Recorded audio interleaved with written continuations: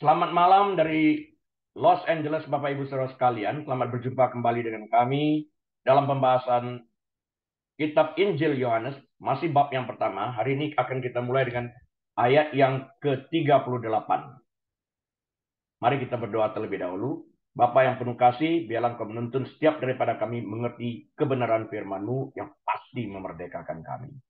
Bagimu segala kemuliaan saat ini sampai selama-lamanya. Tolong hamba-Mu dengan urapan khusus untuk menyampaikan kebenaran firman-Mu yang membuka mata hati rohani kami. Terpuji Engkau saat ini sampai selama-lamanya. Di dalam nama Tuhan Yesus kami berdoa. Amin. Baik, Bapak Ibu Saudara sekalian, mari kita buka Alkitab kita kepada Injil Yohanes, pasal yang pertama, ayat yang ke-38. Yohanes, pasal yang pertama, ayat 38. Akan saya bacakan bagi kita sekalian. Tetapi Yesus menoleh ke belakang. Ia melihat bahwa mereka itu maksudnya Andreas dan Yohanes yang nanti menjadi murid Yesus, menjadi Rasul Yesus, bahwa mereka mengikut dia, lalu berkata kepada mereka, "Apakah yang kamu cari? What are you seeking?" Kata mereka kepadanya, "Rabi," artinya guru, "di manakah engkau tinggal?" Nah, Bapak, Ibu, Saudara sekalian, kalau ada seseorang yang mengikuti kita dari belakang, kita merasakan akan hadirnya seseorang yang mengikuti kita. Dan di dalam hal ini Yesus juga sama. Dia lantas menoleh ke belakang untuk melihat siapakah yang mengikuti dia. Di sini jelas katakan Yesus menoleh ke belakang. Kemudian ia bertanya. Dia bertanya di sini. Apakah yang kamu cari? Perkataan atau pertanyaan, apakah yang kamu cari? Dia ingin menyelidiki hati mereka. Dia ingin menyelidiki motif mereka. Jangan-jangan dia hanya sekedar pengen tahu secara kulit luar, secara superficial, Yesus tinggal di mana, apa yang Yesus kerjakan. Pokoknya tidak ingin membina sesuatu yang dalam bentuk relationship. Tapi di dalam hal ini, waktu kita melihat bagaimana mereka berkata-kata, "Guru, Rabi, di mana engkau tinggal?" Mereka segera memanggil Yesus Rabi, padahal kedua orang ini adalah murid daripada Yohanes Pembaptis. Kita ingat doa Yohanes Pembaptis yang mengatakan, "Biarlah dia semakin besar dan aku semakin kecil." Hal ini digenapi pada waktu dia mengatakan, "Lihatlah anak domba Allah yang menghapus dosa dunia." Dan 3 ayat setelah itu dia mengatakan lagi, "Lihatlah anak domba Allah." Itu kali keduanya, yaitu hari berikutnya. Nah, waktu dia mengatakan ini kepada murid-muridnya, dua murid-muridnya meresponi perkataan Yohanes Pembaptis, guru mereka. Mereka segera meninggalkan Yohanes Pembaptis dan mengikuti Yesus, segera memanggilnya Rabi di dalam hal ini. Artinya di dalam hal ini, mereka ingin membina sebuah relationship antara guru dengan murid di dalam hal ini. Nah, Yohanes Pembaptis kita tahu, tugasnya adalah menyiapkan jalan bagi Sang Mesias. Katakan. Jadi Yohanes Pembaptis mengarahkan orang-orang kepada Yesus dengan kata-kata, "Lihatlah anak domba Allah yang menghapus dosa dunia." Tertulis dalam Yohanes 1 ayat yang ke-29. Itu setelah Yesus dibaptis itu. Dan kemudian pada lain kesempatan, yaitu pada keesokan harinya, dikatakan di dalam 1 Yohanes 35-36, ya, Yohanes Pembaptis mengatakan langsung kepada kedua muridnya, yaitu Andreas dan Yohanes yang nanti menjadi rasul kesayangan Yesus. Lihatlah anak domba Allah. Pertama kali, lihatlah anak domba Allah yang menghapus dosa dunia. Kali keduanya, dia hanya mengatakan, lihatlah anak domba Allah. Behold the Lamb of God. Dia tidak mencuri kemuliaan Allah. Dia tidak menarik perhatian orang kepada dirinya, tapi justru dia mendorong perhatian orang bukan kepada dirinya, tapi justru kepada Tuhan Yesus di dalamnya. Lihatlah anak domba Allah yang menghapus dosa dunia. Lihatlah anak domba Allah. Jadi di dalam hal ini, berdasarkan ini, setiap daripada kita memiliki kewajiban untuk mendorong orang kepada Yesus Kristus dan bukan mendorong orang kepada diri kita sendiri. Nah, sekali lagi, mumpung kita berbicara tentang ini, saya ingin menyampaikan sesuatu hal ini. jika ada seorang hamba Tuhan menarik perhatian orang kepada dirinya, ini adalah sebuah kesalahan. Karena tidak ada seorang pun boleh menarik perhatian orang kepada dirinya sehingga dia menjadi besar dan Yesus makin bertambah kecil. Padahal Alkitab sesuai dengan doa Yohanes mengatakan, biarlah dia, Yesus, semakin besar, aku semakin kecil. Artinya, Yesus harus ditampilkan. Yesus harus diperkenalkan. Nah, jika ada hamba Tuhan yang menarik perhatian orang kepada dirinya dengan tujuan memanipulasi dengan motif yang tidak baik, seperti orang-orang dalam penginjilan Injil kemakmuran, kita harus segera mengangkat kaki lari secepat-cepatnya sejauh-jauhnya daripada orang-orang yang menginjil dengan tujuan memperkaya diri atau menarik perhatian orang kepada dirinya. Kita harus waspada tentang ini sejak dari awal. Di dalam hal ini. Penting bagi kita untuk sekalian mengerti tentang hal ini. Yohanes Pembaptis menceritakan hanya satu tema, bertobatlah, kerajaan Allah sudah dekat. Karena itu kita para hamba Tuhan juga dan sekalian daripada kita pengikut Kristus wajib bertobat dari segala kesalahan-kesalahan kita dan memperbaiki diri kita sehingga hidup kita berkenan di hadapan Allah itu sendiri. Nah, pada kesempatan ini pun saya ingin mengatakan saya mempergunakan pengikut Kristus. Berapa waktu yang lalu saya melihat sebuah pertanyaan atau orang dari waktu ke waktu mengajukan pertanyaan atau mengatakan sesuatu. Dia kan anak gereja. Dalam hal ini ada sebuah perbedaan yang telak antara anak gereja dengan orang Kristen. Orang Kristen artinya pengikut Kristus. Anak gereja belum tentu pengikut Kristus. Dia bisa aja hadir di dalam gereja tanpa pertobatan. Dia bisa aja hadir di dalam gereja karena memiliki motif yang lain. Misalnya untuk mencari pacar dan lain sebagainya. Atau membuat sebuah bisnis. Dia bukan pengikut Kristus, bisa jadi. Tapi dia pengikut hamba Tuhan dari gereja lokal. Sedangkan orang Kristen, kalau dia menamakan dirinya Kristen, dia sadar mengapa dia menamakan dirinya Kristen. Karena dia mengalami lahir baru, dia adalah seorang pengikut Kristus. Sehingga dia terus-menerus mencari tahu, memperdalam pengetahuannya dan keinginan rasa tahunya tentang Yesus ini. Sehingga dia membina sebuah relationship. Sehingga perkataan Yesus ini mengena bagi kita orang Kristen. Apakah yang kamu cari? Motif kita apa sebetulnya menjadi pengikut Kristus? Jangan-jangan kita cuma sekedar anak gereja. Dan bukan pengikut Kristus. Di dalam hal ini. Kita harus tegas di dalam ini dalam mempelajari Alkitab. Sehingga kita bisa melihat di dalam hal ini. Biarlah dia semakin besar dan kita semakin kecil. Artinya kita memperkenalkan Kristus dengan segala pengajarannya. Agar setiap orang makin mencintai Yesus ini dan firman-Nya. Di dalam hal ini. Lihatlah anak domba Allah. Dia menunjuk kepada Yesus. Nah, Yohanes telah menerima penegasan langsung dari surga. Bahwa Yesus adalah Kristus. Anak Allah yang hidup. Karena pada saat pembaptisan daripada Yesus Kristus di Sungai Yordan. Yohanes Pembaptis mendengar suara Allah Bapa bersaksi tentang putra tunggalnya Yesus Kristus ini. Dan Yohanes Pembaptis sendiri melihat Roh Kudus turun ke atasnya, hinggap di atas Yesus ini, dalam bentuk merpati, dan hinggap di atasnya. Diam di atas Yesus ini. Sehingga dia tahu berdasarkan penjelasan daripada Allah Bapa. Dan pada waktu yang sama, setelah Yesus selesai dibaptis, surga terbuka, terdengarlah suara dari surga yang berkata, inilah anak yang kukasihi, yang kepadanya aku berkenan. Dan kemudian dia melihat Roh Kudus dalam wujud merpati hinggap atas Yesus. Jadi pada waktu baptisan di Sungai Yordan ini, hadir ketiga-tiganya di sana Tritunggal ini, Trinity. Allah Bapa yang berbicara, Yesus putra tunggal yang dibaptis, dan Roh Kudus dalam wujud merpati. Kita melihat akan hal ini di dalam Alkitab. Nah, waktu kedua muridnya ini, yaitu Andreas dan Yohanes, yang nanti menjadi Rasul Yesus,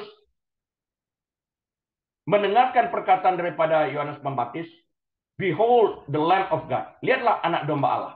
Mereka mengambil keputusan detik itu juga, meninggalkan guru mereka, Yohanes Pembaptis, untuk mengikuti Yesus dan segera memanggil Yesus sebagai Rabi, Guru.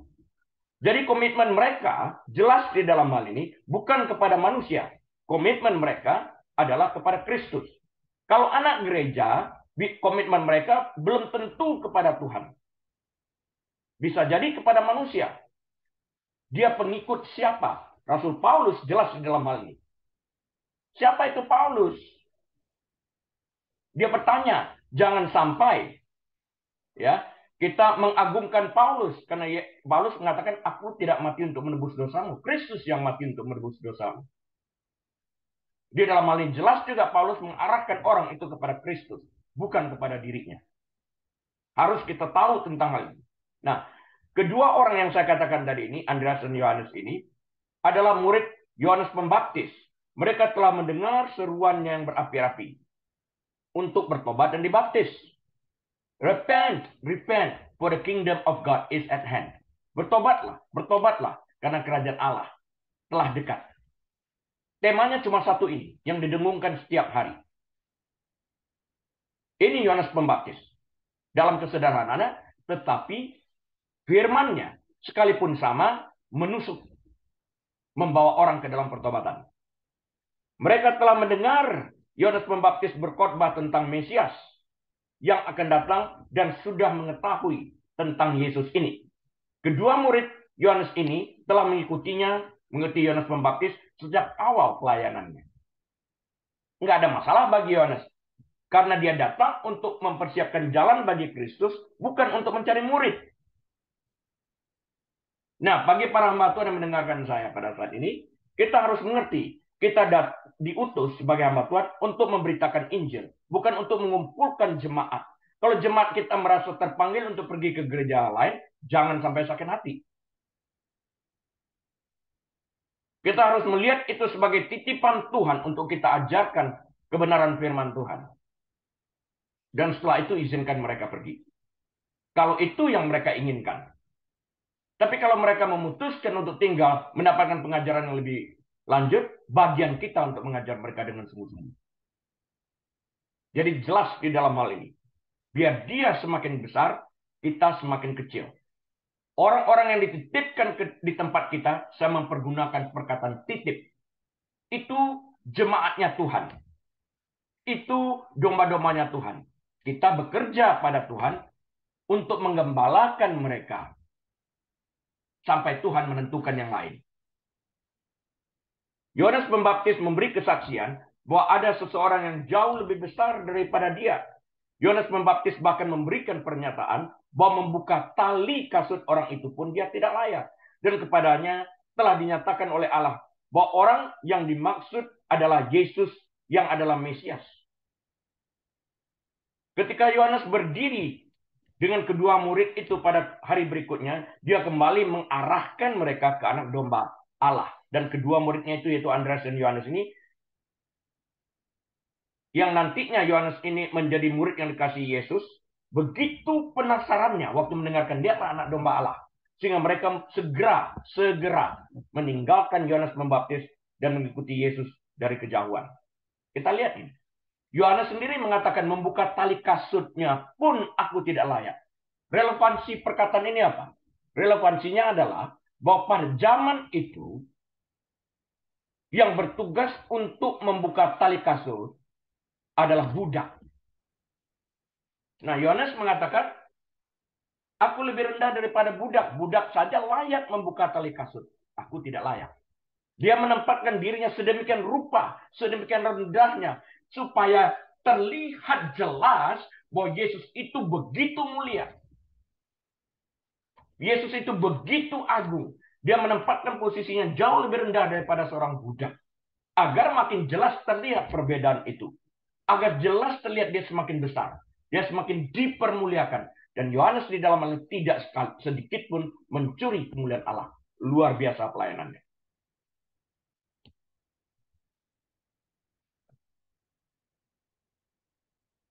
Sekalipun Yohanes Pembaptis telah memberikan kesaksian yang begitu mengherankan tentang Yesus, namun kedua murid ini, Andreas dan Yohanes, tidak menanyakan Yohanes Pembaptis tentang Tuhan Yesus. Sebaliknya, mereka segera meninggalkan Yohanes Pembaptis dan mulai mengikuti Yesus. Mereka mengikuti dari kejauhan. Karena itu, tahu dari mana? Kita tahu karena Yesus menoleh ke belakang. Di sini terlihat jelas bahwa Yohanes Pembaptis adalah seseorang yang tidak mementingkan dirinya sendiri. Dan juga tidak memiliki sifat mencuri kemuliaan Tuhan. Tidak sama sekali. Behold the Lamb of God. Lihatlah anak domba Allah. Di dalam hal ini. Sebaliknya, Yohanes Pembaptis menyadari akan tugas pelayanannya untuk apa? Memperkenalkan Yesus sebagai anak domba Allah yang menghapus dosa dunia. Dan ini termasuk tugas kita hanya untuk memperkenalkan Yesus sebagai anak domba Allah yang menghapus dosa dunia. Dosa dunia dimaksud adalah dosa orang-orang yang percaya kepada Tuhan Yesus. Kalau mereka tidak percaya kepada Tuhan Yesus, dosa mereka tetap milik mereka. Karena mereka tidak mau menyerahkan dosa mereka itu kepada Yesus untuk dibayar dengan darahnya. Jadi jangan sampai ada lagi orang yang berkata Tuhan tidak adil. Kenapa ada yang masuk surga? Kenapa ada yang tidak masuk surga? Pilihannya ada pada kita masing-masing untuk menerima atau menolak Yesus. Bagaimana mungkin kita masuk ke dalam kerajaan surga pada saat kita mati, kalau pada masa hidup saja kita menolak Yesus sebagai Tuhan dan Juru Selamat kita? Ya, dia tidak pernah menjadi Tuhan. Bagaimana mungkin secara otomatis setelah kita tolak waktu kita hidup, waktu kita masih memiliki kemampuan untuk membuat keputusan, menerima dia melalui kepercayaan, melalui iman di dalam hati kita, menerima dia sebagai Tuhan dan Juru Selamat.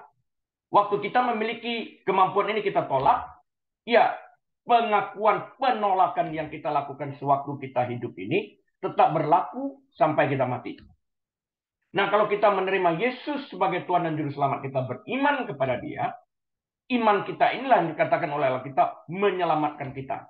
Itu diteruskan sampai pada waktu kita mati dan masuk ke dalam kekekalan berhadapan dengan Allah Bapa itu sendiri. Jadi, yang membuat kita diselamatkan itu bukan pekerjaan kita, tetapi iman kita melalui karya Kristus di kayu salib di Gunung Golgota. Bukan titel kita, bukan sekolah tinggi kita, bukan Harvard University yang dapat membuat kita masuk ke dalam kerajaan surga. Tapi iman melalui karya Kristus di kayu salib di Gunung Golgota. Ia mengarahkan perhatian murid-muridnya kepada Yesus. Artinya apa? Dia tidak mencuri kemuliaan Allah. Karena dia tahu tugas pelayanannya. Yaitu mempersiapkan jalan bagi Yesus agar orang bertobat menerima Yesus sebagai Tuhan dan Juru Selamatnya. Beranjak dari kebenaran yang tertulis dalam Alkitab, kita harus senantiasa waspada. Jika ada orang yang mencuri kemuliaan Tuhan dengan mengarahkan fokus jemaat kepada mereka, maka sesungguhnya mereka telah mencuri kemuliaan Tuhan. Dan kita harus dengan segera menjauhi orang-orang seperti ini. Larilah sejauh-jauhnya, secepat-cepatnya. Seperti Yusuf lari daripada tante Potifar. Harus lari secepatnya. Yesus tahu bahwa dia sedang diikuti. Dan Yesus berbalik dan melihat mereka mengikuti dari kejauhan, ya. Dan berkata kepada mereka, apakah yang kamu cari? Dia tanya motifnya dulu. Kamu ngikutin aku ini untuk apa sih? Why you following me? What are you seeking? Kenapa kalian mengikuti aku? Apa sih yang kamu harapkan daripada diriku? Apakah yang kamu cari dari diriku ini? Kamu ingin mendapatkan apa dariku? Kekayaankah? Kesembuhankah? Atau kehidupan di balik lubang kubur? Kehidupan kekal yang jauh lebih penting daripada segalanya ini. Kata mereka kepadanya, Rabi, yang berarti guru, di manakah engkau tinggal? Nah, even perkataan di manakah engkau tinggal itu bukan berarti langsung segera mereka ingin membuat relationship. Bisa jadi aja itu berarti pengen segera hanya sekedar ingin tahu. Tapi di sini kita melihat dalam perjalanannya ini, pertanyaan mereka, di manakah engkau tinggal? Menunjukkan keinginan mereka untuk belajar lebih banyak lagi daripada Yesus. Karena mereka telah mendengar bahwa Yesus ini anak domba Allah menghapus dosa dunia dari Yohanes Pembaptis, guru mereka. Beranjak dari pengetahuan dasar inilah mereka bertanya kepada Yesus, di mana engkau tinggal, agar mereka mendapatkan segala sesuatu yang mereka cari dari pribadi yang diperkenalkan oleh Yohanes Pembaptis, guru mereka pada awalnya. Jadi kita harus mengerti, mereka ingin membangun sebuah relationship, memanggil Yesus segera guru, bentuk penghormatan. Sekilas, pertanyaan yang diajukan Yesus ini kelihatannya adalah pertanyaan yang sederhana, yang lazim ditanyakan kepada seseorang yang mengikuti kita, bukan? Tetapi ada makna yang jauh lebih dalam di balik pertanyaan Yesus ini. Yesus ingin tahu apa yang mereka cari, artinya motif mereka mencari dia. Dia perlu tahu apakah mereka sedang mencari jalan, kebenaran dan hidup, atau apakah mereka memiliki motif yang dangkal untuk bergantung kepadanya. Yesus berkata pada satu kali kepada orang banyak, aku tahu engkau mencari aku bukan karena aku, tetapi karena engkau telah makan daripada makanan yang kuhidangkan. Dia memperbanyak roti dan 5 ketul roti dan 2 ikan. Masih ada sisa 12 bakul. Dia katakan, janganlah mencari makanan yang dapat membawamu kepada kebinasaan. Tapi carilah sesuatu yang dapat membawamu kepada kehidupan kekal. Akulah roti hidup yang turun daripada surga. Jelas, ajakan sang juru selamat ini mengarahkan kerinduannya tidak seorang pun binasa. That none should perish.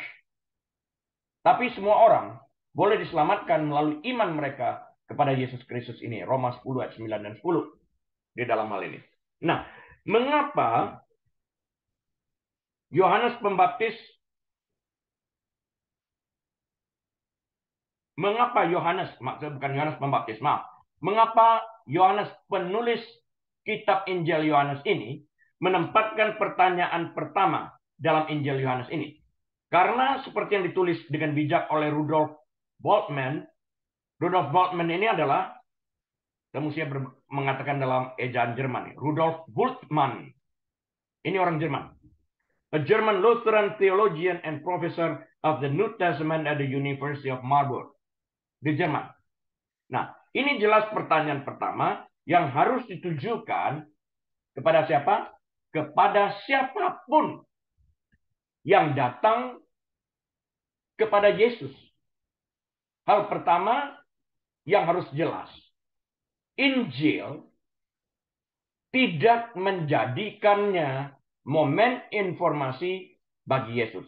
Dalam beberapa ayat dari narasi ini, Yesus akan menunjukkan bahwa dia dapat membaca hati dan menilai karakter Simon dan kepolosan Nathaniel yang terus terang. Yohanes 1 ayat 42 sampai 47.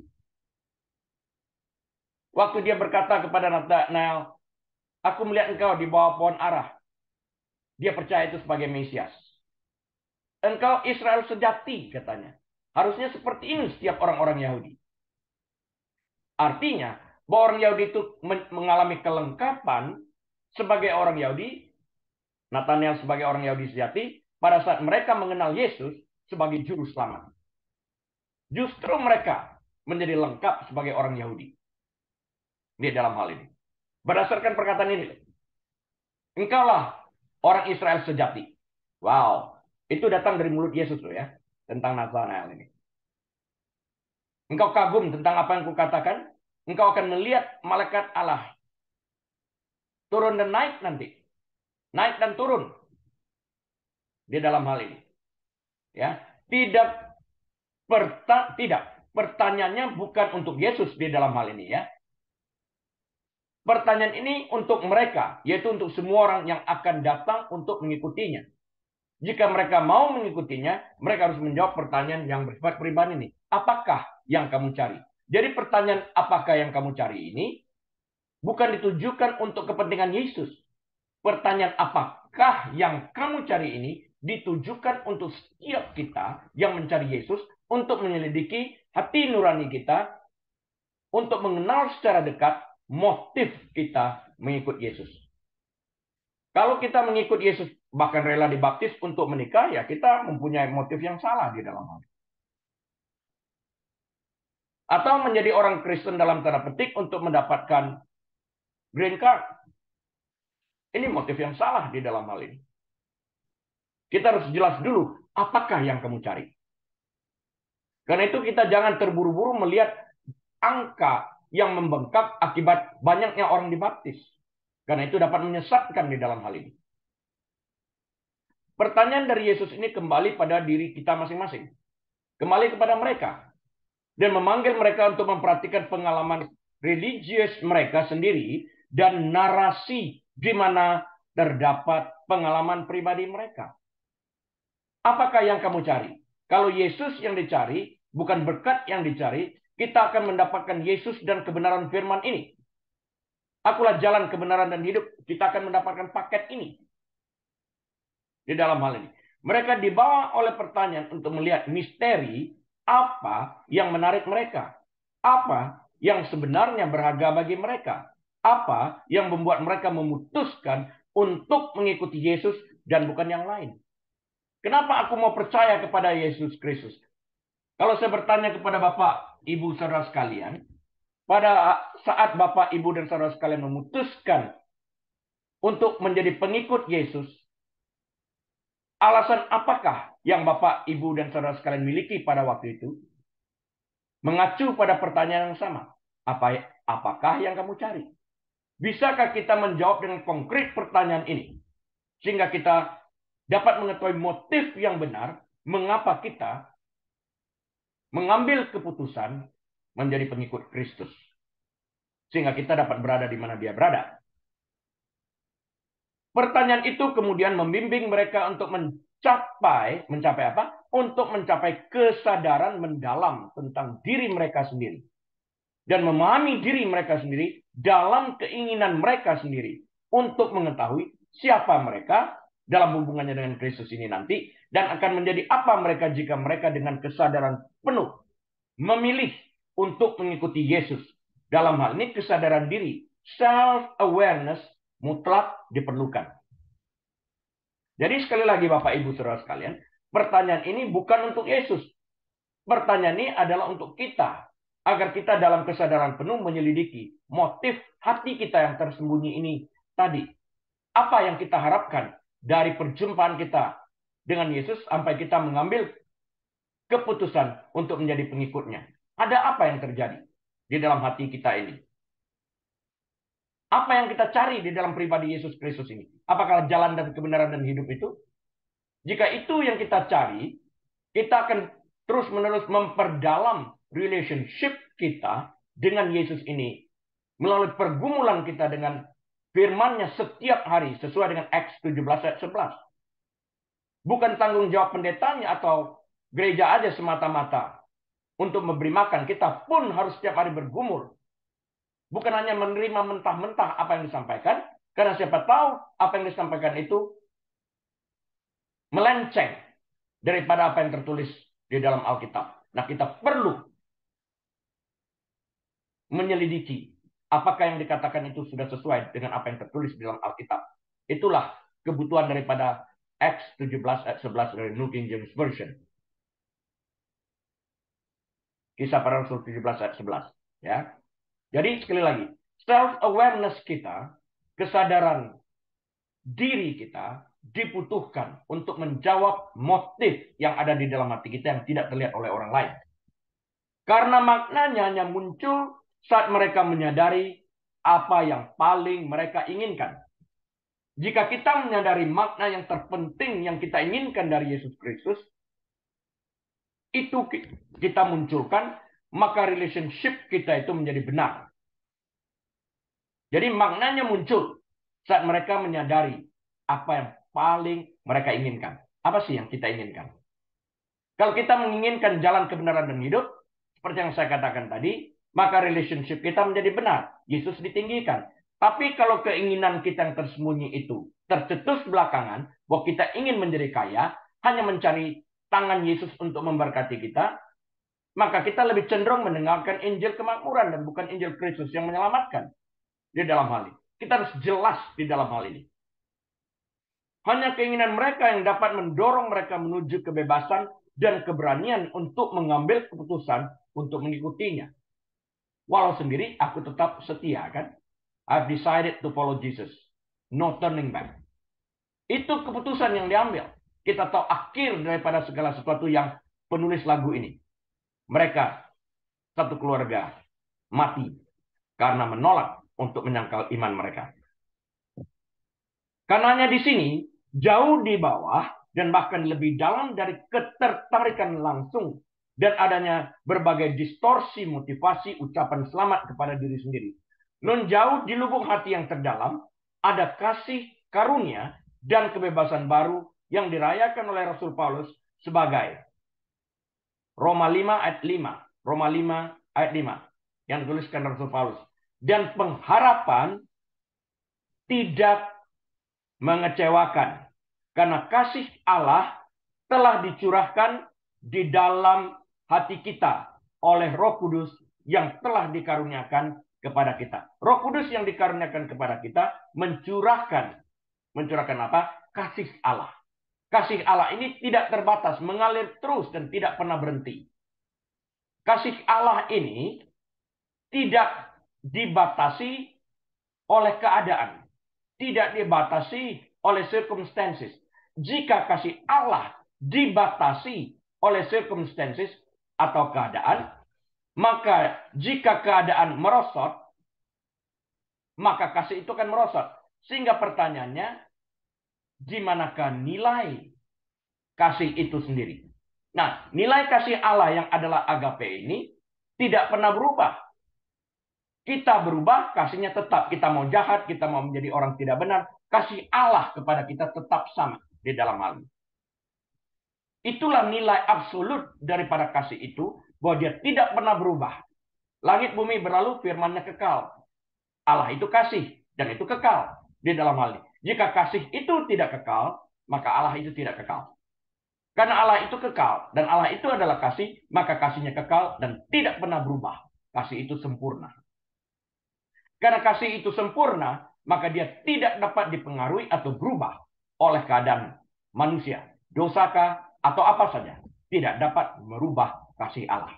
Luar biasa sekali Allah yang penuh kasih ini. Keinginan inilah, kasih inilah yang awalnya Yesus bangun pada mereka yang akan mengikutinya. Jadi brandingnya, trademarknya adalah kasih di dalam hal ini. Nanti akan kita bahas lebih lanjut.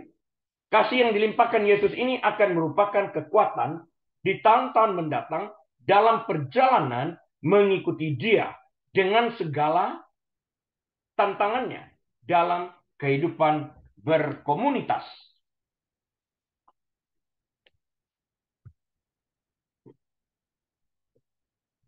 Pertanyaan Kristus kepada dua orang ini adalah pertanyaan menantang yang sama yang diajukan kepada kita masing-masing sebagai pengikut Kristus.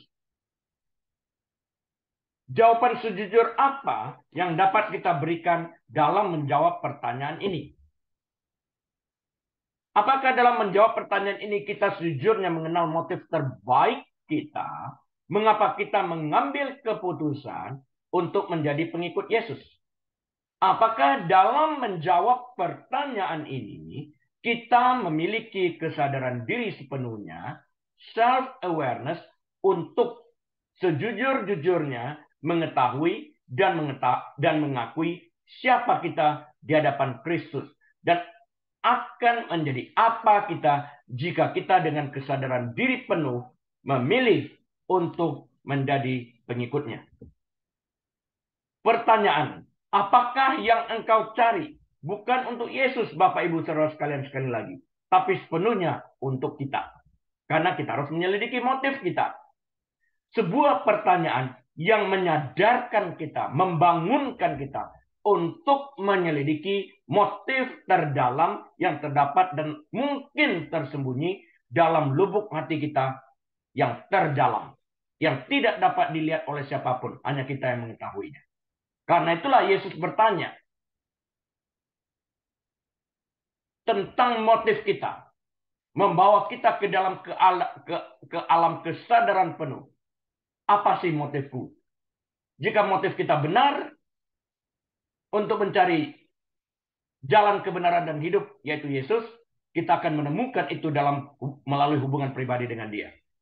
Makin mengenal Dia, makin bertambah sayang, makin bertambah respect kita kepada dia, semakin kita tidak merasa terpaksa waktu kita melalui waktu-waktu kita merenungkan firman Tuhan dan berdoa. Luar biasa. Hal ini didasari akan cinta kasih kepada Kristus itu. Yesus tahu apa yang ada di hati mereka. Karena dia maha tahu.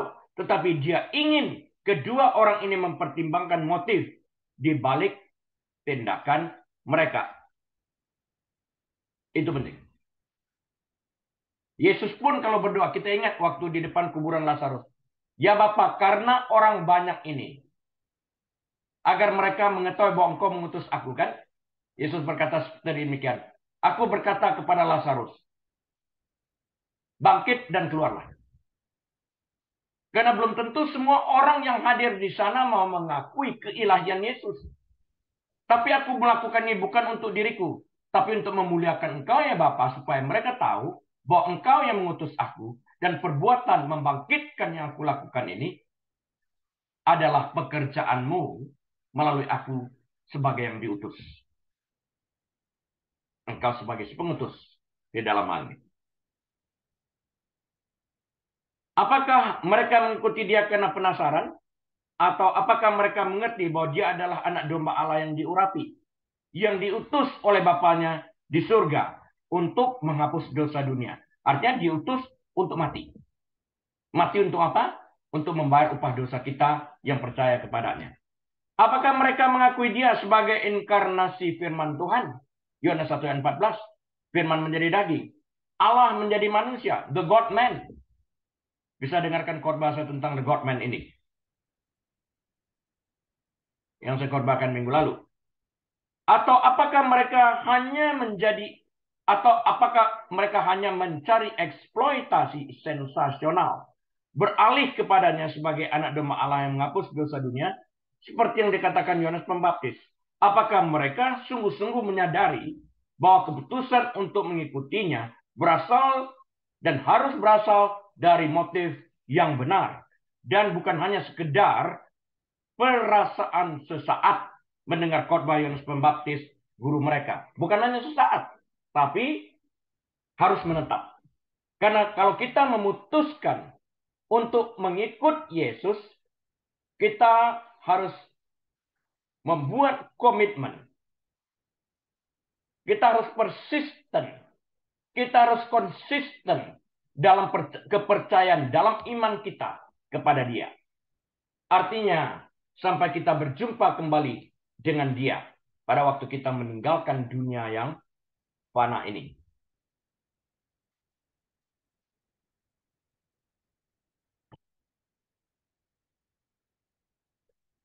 Tampaknya kedua murid Yohanes Pembaptis ini tidak tahu persis apa yang mereka cari pada awalnya. Tetapi mereka menyadari bahwa jawaban yang mereka cari ada pada Yesus, yang oleh Yohanes Pembaptis disebut sebagai anak domba Allah. Sehingga mereka menjawab pertanyaannya dengan sebuah pertanyaan yang merupakan sebuah kesempatan untuk dapat berdialog dengannya. Mereka berkata kepadanya, Rabi, yang berarti guru, di manakah engkau tinggal? Mereka ingin tahu di mana dia tinggal. Mereka tidak mau mengesampingkan atau melupakan dia sebagai anak domba Allah yang menghapus dosa dunia. Mereka sebagai orang-orang Israel sejati tahu tentang hukum Taurat, tentang hukum perjanjian lama, tentang pengorbanan domba, lembu, dan sebagainya ini yang dikorbankan setiap tahun oleh Imam Agung untuk menutupi dosa mereka. Dan juga untuk menutupi dosa Imam Agung yang mempersembahkan ini.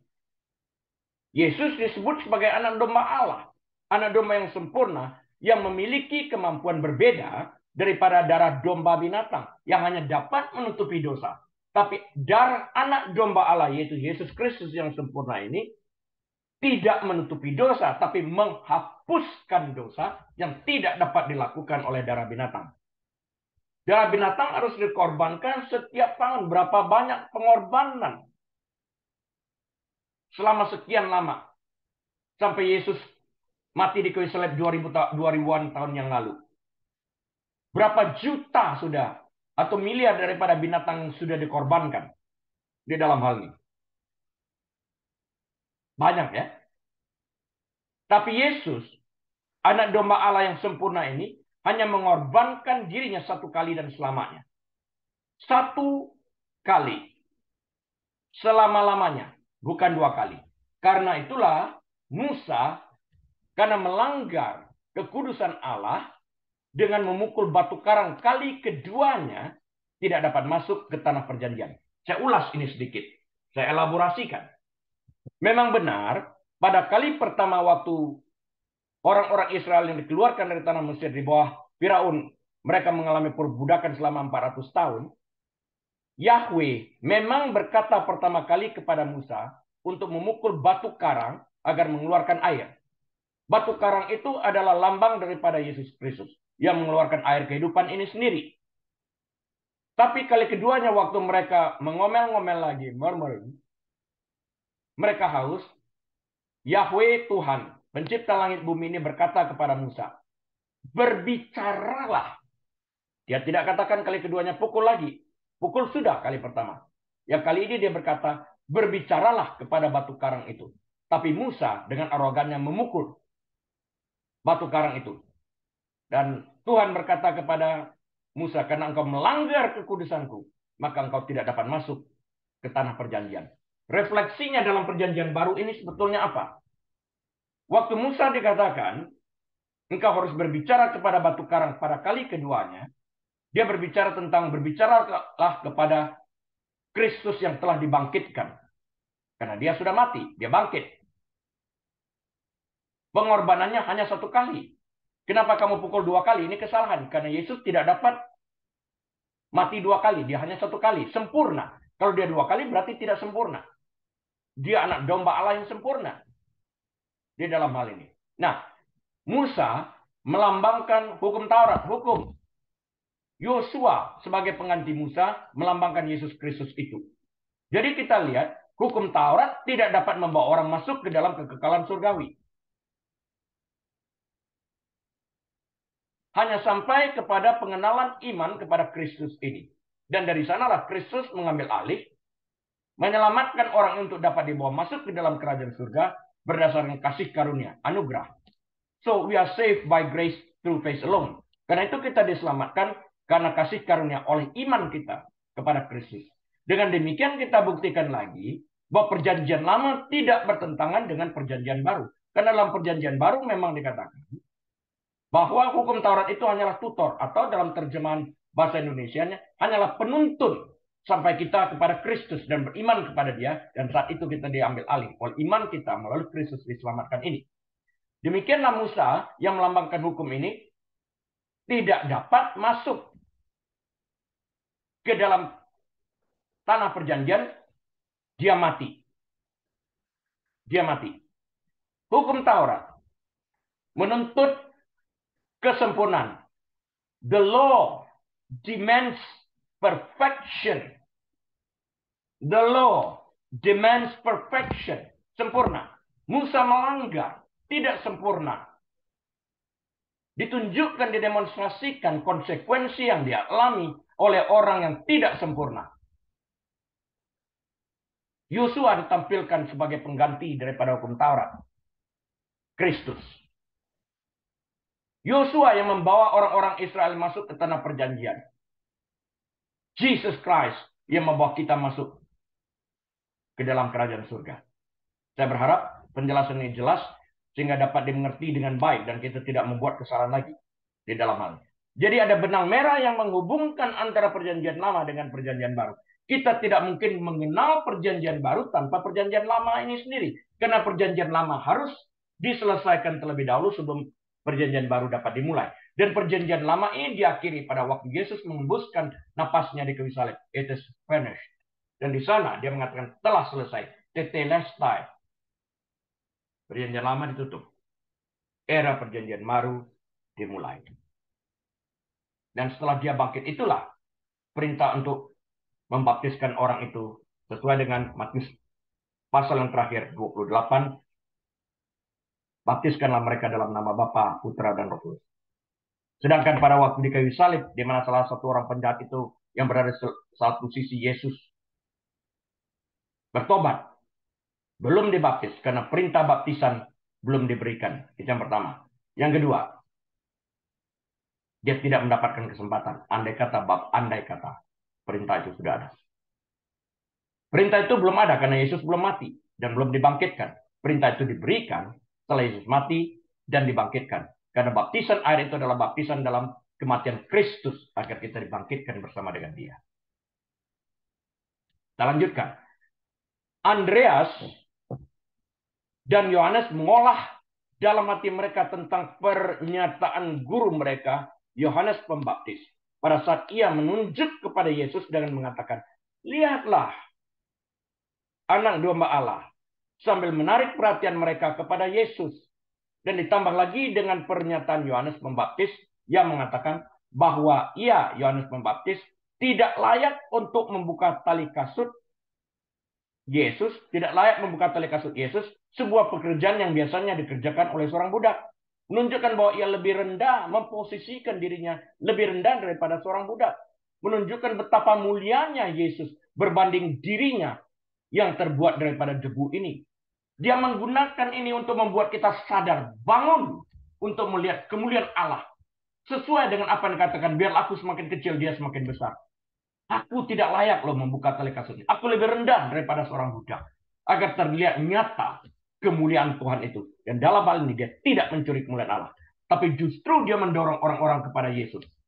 Jadi sekali lagi Bapak Ibu Saudara sekalian, jika kita berhadapan dengan seorang yang menarik perhatian kita kepada dirinya dan bukan kepada Kristus, kita harus menjauhi pengajaran yang seperti itu. Dan dengan penuh kasih, menyampaikan kepada orang itu kebenaran firman Tuhan agar dia bertobat. Kedua murid Yohanes Pembaptis ini tidak menyanyiakan kesempatan yang ada dengan menyebut Yesus Rabi atau guru. Mereka tahu di dalam hati mereka bahwa Yesus memegang jawaban atas semua pertanyaan hidup, dan jawaban sederhana mereka menunjukkan bahwa mereka membutuhkan Dia untuk menjawab lebih banyak pertanyaan-pertanyaan lain lagi yang ada di dalam hati mereka. Itu penting.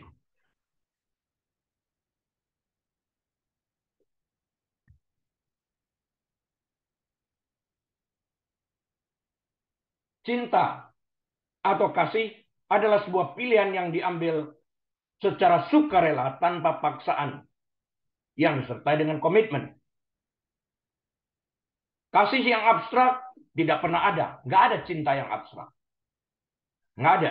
Harus nyata, harus ada buahnya di dalam hal ini. Cinta selalu konkret dan nyata. Baik dalam tindakan maupun dalam hasrat, karena cinta pada dasarnya adalah pilihan yang diambil secara sukarela dan tidak bergantung pada kondisi. Tidak boleh bergantung kepada kondisi. Jika kasih dibatasi oleh kondisi, maka kasih menurun pada saat kondisi tidak dipenuhi. Maka nilai daripada kasih itu sendiri di mana? Kasih yang murni selalu disertai dengan karakter yang ingin memberi dan rela berkorban untuk mendatangkan kebaikan bagi dia yang kita kasihi. Kegembiraan, sukacita, dan kesejahteraan bagi orang-orang yang kita kasihi. Karena itulah Yesus demi kebahagiaan kita untuk menikmati kehidupan kekal di surga bersama dengan Bapa, Putra, dan Roh Kudus ini, dia yang menikmati surga rela mengambil bagian dalam bentuk wujud manusia agar kita yang percaya kepadanya dapat diselamatkan. Itulah kesukaan sesungguhnya daripada Allah Bapa itu. Agar tidak ada seorang pun yang binasa. That none should perish. Di dalam hal ini. Penting sekali di dalam hal ini. Kasih yang murni selalu disertai dengan kasih yang rela berkorban, yang mengampuni, yang memberi. Kasih selalu memberi. Tidak meminta, kasih selalu memberi. Lihat orang tua selalu memberi kepada anak-anak. Selalu berkorban bagi anak-anak. Tidak menuntut. Kasih yang murni tidak pernah ingin mencelakakan atau menghancurkan orang yang dicintai. Do no harm. Itu penting di dalam hal ini. Intensi yang ingin mencelakakan orang lain untuk mendatangkan keuntungan diri sendiri harus dijauhi. Jika kita bertemu dengan seorang penginjil seperti itu, maka pengajarannya adalah salah. Karena mereka menjauhkan kita daripada Kristus, yang harusnya mendorong kita lebih dekat kepada Kristus. Secara konkret, kasih hadir saat kita memiliki orang yang kita kasih. Kita mau berdekatan selalu dengan dia. Inilah mendorong kita kenapa kita mau membaca Alkitab dan mau berdoa, mau menyembah Tuhan itu. Kasih kepada Tuhan ini, by produknya adalah doa. Kasih kepada Tuhan ini, by produknya adalah membaca Alkitab. Kasih kepada Tuhan ini, by produknya selalu ingin diam di dalam hadiratnya.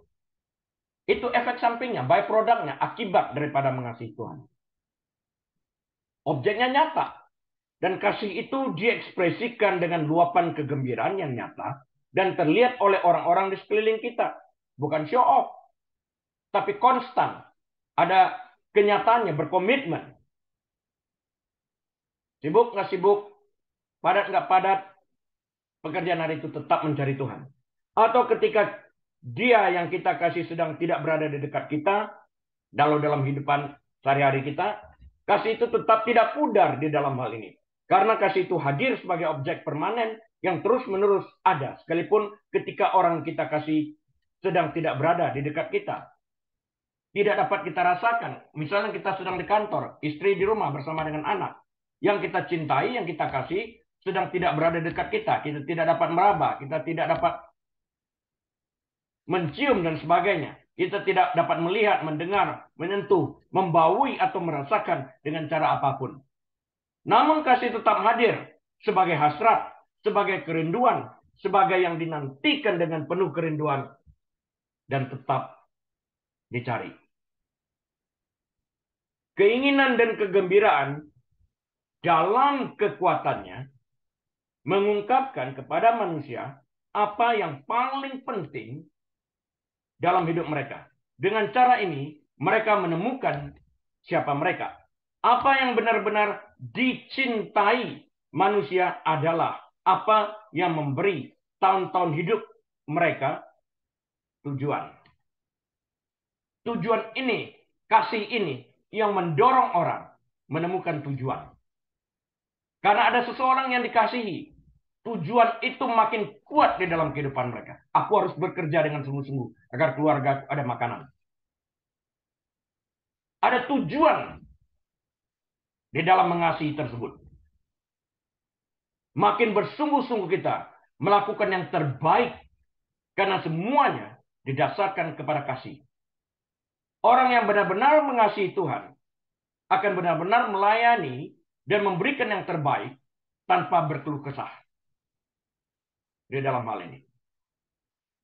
Mereka tidak memperhitungkan untung rugi. Karena mereka selama ini hanya mendapatkan daripada Tuhan hanya sebagian kecil yang dapat kita berikan. Pengorbanan yang kita berikan belum membawa kita kepada kematian di kayu salib seperti yang dilakukan Yesus. Betapa baiknya jika kita memberi pelayanan, kita berikan yang terbaik. Dan bukan dengan alasan terpaksa atau karena disuruh-suruh. Kalau disuruh-suruh, tidak akan pernah berasal daripada hati. Karena disuruh, baru melakukan. Tidak ada komitmen. Ini lebih banyak keterpaksaan di dalam hati. Karena itu alangkah baiknya orang yang datang dengan keputusan diri sendiri untuk melayani daripada ditunjuk dan disuruh. Itu capek setiap minggu harus mengingatkan di dalam hal ini. Apa yang benar-benar dicintai manusia adalah apa yang memberi tahun-tahun dan hidup mereka tujuan, arah dan nilai. Inilah sebabnya mengapa Yesus harus menyelidiki keinginan manusia, hati mereka ketika Injil diberikan dan dinyatakan. Apa yang sesungguhnya kita cari? Apa sesungguhnya yang kita cintai sehingga kita mencari? Kita menyelidiki hati kita sejak kita bangun. Apa yang kita cari terlebih dahulu? Itu menunjukkan hati kita berada di mana. Di mana hartamu berada, disitulah hatimu berada. Apakah harta kekekalan kita Yesus sebagai satu-satunya ini yang ada di dalam kehidupan kita, sehingga sejak matahari terbit, sejak mata terbuka, kita memikirkan dia di dalam kehidupan kita. Apa yang kita cari ini dalam kehidupan ini dipengaruhi oleh jati diri kita, dipengaruhi oleh identitas diri kita, gambar diri kita, self image kita. Kita dibentuk, diciptakan segambar dengan Allah itu sendiri. Malaikat saja tidak, kita manusia. Malaikat berdosa tidak diberi kesempatan. Destiny mereka, the lake of fire, neraka. Kita manusia yang berdosa, yang diciptakan segambar dengan Allah, diberi kesempatan untuk bertobat, menerima Kristus sebagai Tuhan dan Juru Selamat, diselamatkan oleh iman kita. Kita diberi kesempatan, tidak malaikat. Nah, kesempatan ini dapat kita terima, kita wujudkan dalam bentuk menerima Kristus sebagai Tuhan dan Juru Selamat kita, atau kita decline, kita tolak. Pilihannya ada pada kita. Jadi jelas di dalam ini. Jadi, apa yang kita cari dalam hidup ini dipengaruhi oleh jati diri kita, identitas diri kita, siapa gambar diri kita, self image, harga diri kita, self esteem kita. Apa yang kita cari ini terkubur dalam-dalam di bawah alam kesadaran kita, dan dengan pertanyaan, apakah yang kamu cari, apa yang dikuburkannya dibangkitkan, dimunculkan ke atas sehingga kita dalam kesadaran penuh, dalam consciousness kita. Kita menyelidiki isi hati kita, lubuk hati kita, dan memberikan jawaban yang sejujur-jujurnya. Kenapa kita mencari Yesus? Hanya kita yang tahu. Dan Tuhan otomatis. Yesus menantang kita untuk menggali apa yang tersembunyi di dalam alam bawah sadar kita. Dan membawanya ke alam sadar kita, sehingga kita mengenali motif apa yang kita cari dalam Yesus.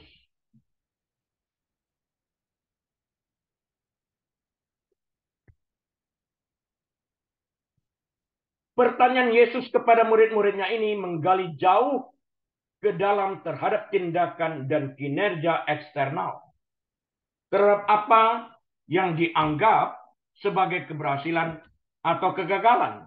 Pertanyaan ini menyelidiki kerinduan yang mendasar dan komprehensif dalam apa yang menarik saya, apa yang saya inginkan dari pribadi Yesus ini. Pertanyaan tentang Yesus berusaha untuk memunculkan ke permukaan keinginan-keinginan yang sebenarnya mengatur kehidupan manusia, namun tersembunyi di dalam alam bawah sadar kita ini. Dengan pertanyaan ini dimunculkanlah motif yang sesungguhnya yang terdapat dalam hati kita yang kita selidiki. Mencapai harapan akan kegembiraan yang memberikan segala harapan dan makna sentuhan manusia. Apa sebenarnya yang menggembirakan dan membahagiakan kita? Periksa motif hati kita yang sesungguhnya. Apa yang kita cari saat kita memutuskan untuk menjadi pengikut Kristus?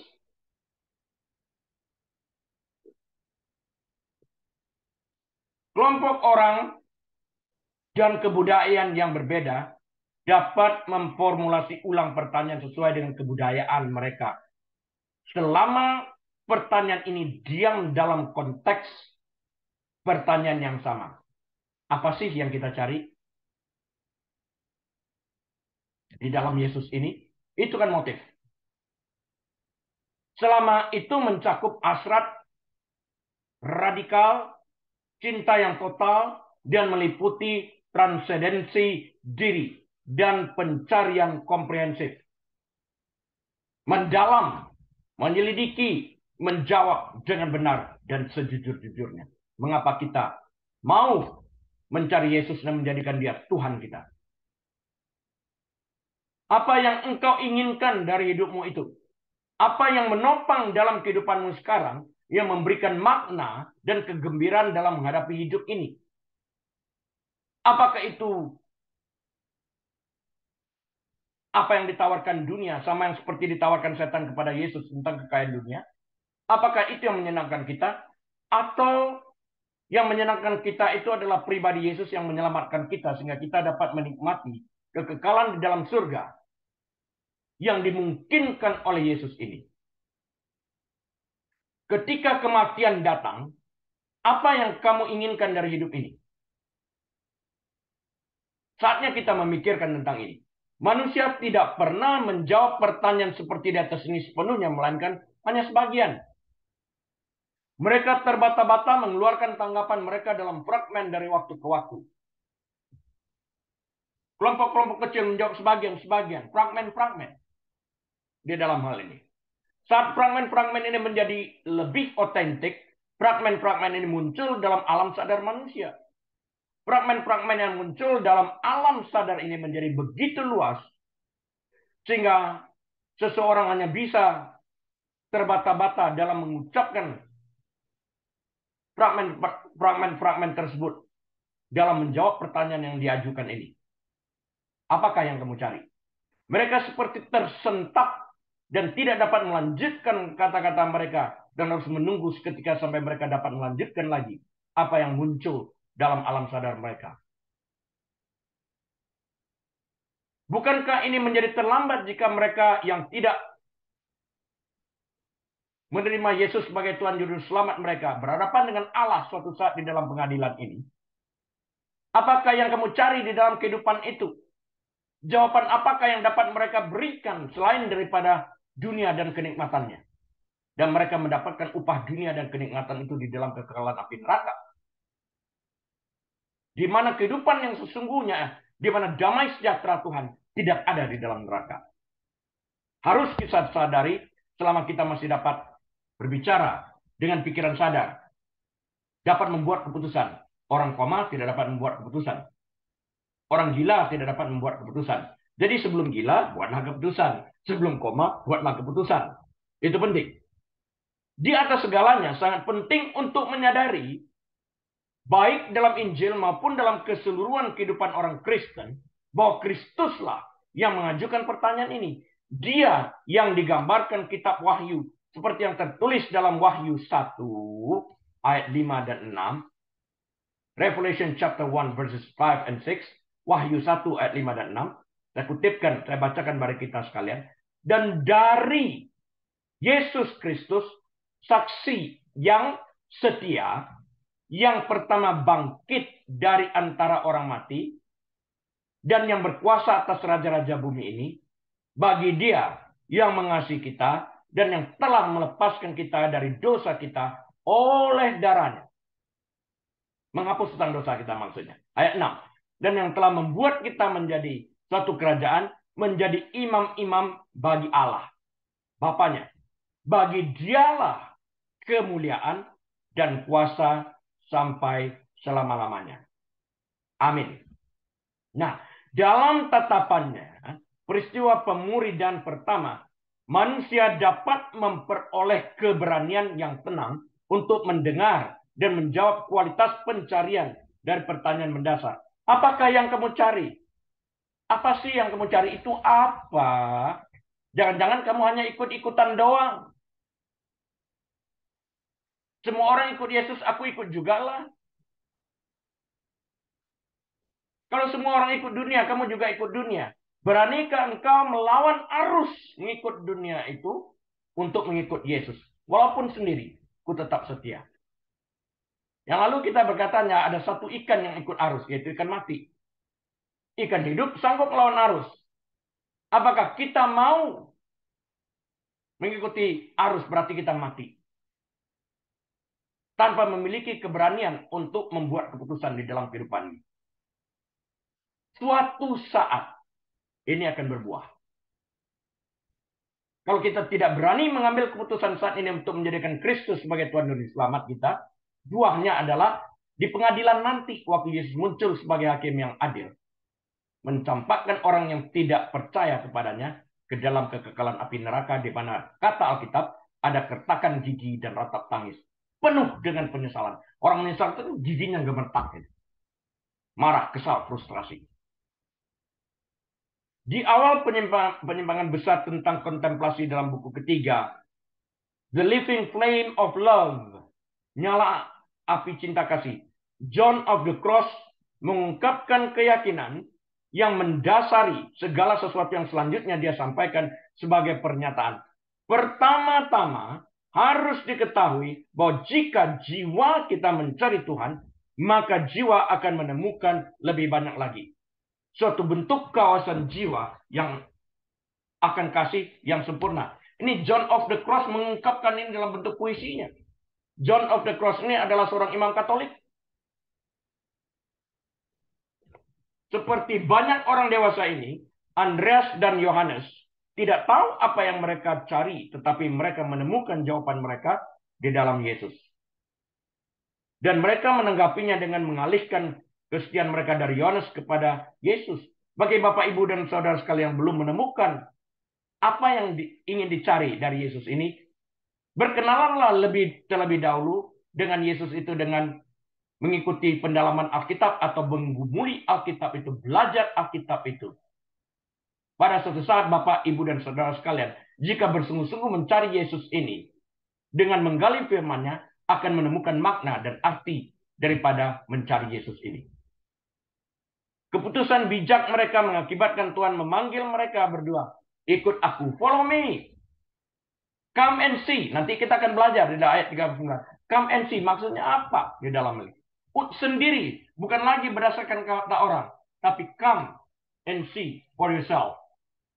Alami sendiri. Pergumulan dengan Yesus ini. Alami sendiri. Bersahabatan dengan Yesus ini. Alami sendiri. Relationship dengan Tuhan Yesus ini. Come and see. Datang dan lihatlah. Akan kita bahas minggu depan.